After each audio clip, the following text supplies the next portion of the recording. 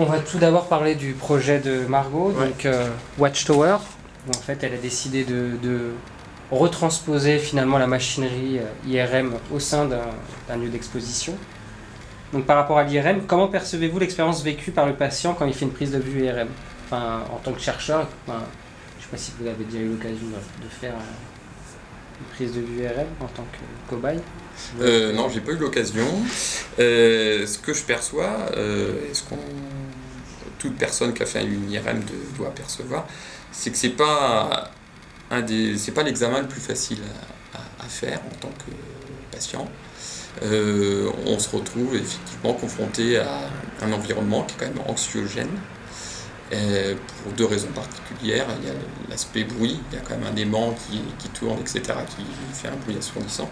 Et puis il y a l'aspect confiné de l'environnement. Et on se retrouve effectivement un tube qui peut mettre. Voilà, les personnes claustrophobes peuvent se sentir mal à l'aise. Donc c'est une expérience qui est quand même assez particulière. Voilà. On ne peut pas dire que c'est un examen commun. C'est pas rapide, c'est quelque chose qui Exactement. se fait sur la durée aussi. Il y a la notion temporelle. Ouais. Et c'est pas généralement une prise de IRM, c'est une demi-heure. Minimum, Facile. je pense. Après, ça dépend. Dans le cadre des expérimentatoires, ça se dit pas trop, mais ça peut être plus long. Mais généralement, les examens, c'est une IRM. Une IRM, c'est plutôt 30 minutes. Donc, pour quelqu'un qui est déjà qui est un peu claustrophobe, ça Exactement. peut déjà être vécu comme un truc très très difficile à... Et d'ailleurs, c'est une question qui est posée avant de faire les examens. Ouais.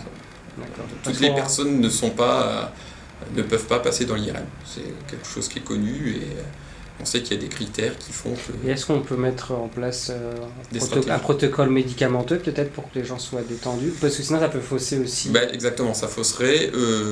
Donc dans ce cas-là, à moins que ça soit vraiment obligatoire et nécessaire. Donc là pour le coup, je ne sais pas trop en clinique comment ils font. Mais je sais que dans le cadre de la recherche, ça peut être un critère de non-inclusion. Si l'IRM est obligatoire et que le patient n'est pas compliant à l'IRM, il ne sera pas inclus dans l'étude. Dans l'étude, d'accord. Ça, c'est une donnée importante à savoir. Alors, selon vous, la machine IRM peut-elle être vue comme un lieu de projection d'un imaginaire mental, notamment celui de la relation du patient avec son propre corps et celle de la relation médecin-technicien? D'un point de vue scientifique pur, je serais tenté de dire non. Alors, après, l'IRM, c'est une imagerie complexe, il y a plusieurs modalités. Il y a l'imagerie anatomique, où là, effectivement, c'est juste une photo du cerveau. Donc là, clairement, il n'y a pas de... On a du mal à... Il n'y a rien qui peut se projeter comme lien, ou ça relève en rien de ce que vous pourriez éventuellement penser.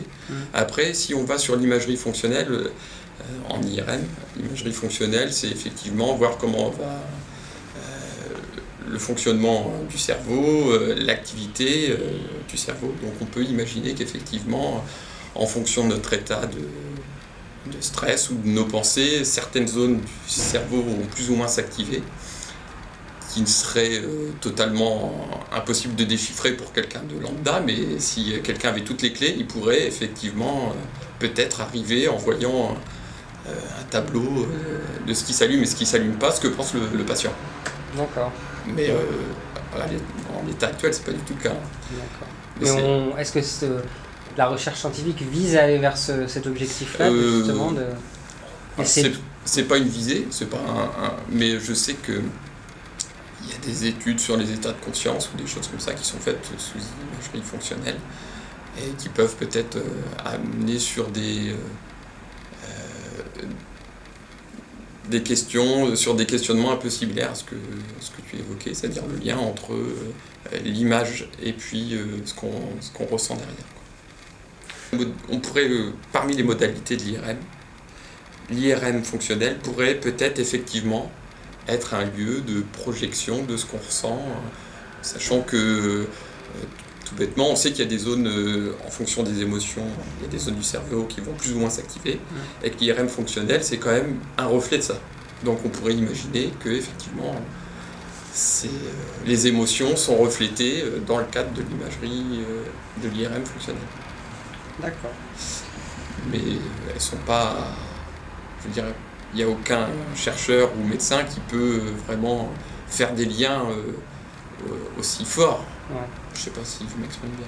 Non. Est-ce que le fait justement de déplacer et rejouer le dispositif IRM dans un espace d'exposition, avec tout ce que ça entraîne comme nouvelles contraintes et perceptions, parce qu'il y a vraiment un déplacement, qu'est-ce que cela évoque pour vous ?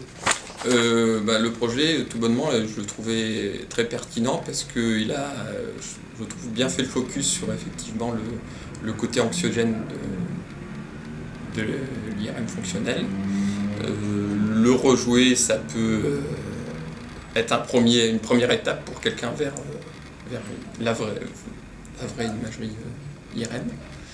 Après, le deuxième intérêt que je voyais dans ce projet, c'était l'idée que le patient se verra projeter de temps en temps son image en miroir. Ce qui a, si j'ai bien compris, d'un point de vue métaphorique, l'intérêt c'est que le patient ressente qu'il est une projection de lui-même à l'intérieur de la machine.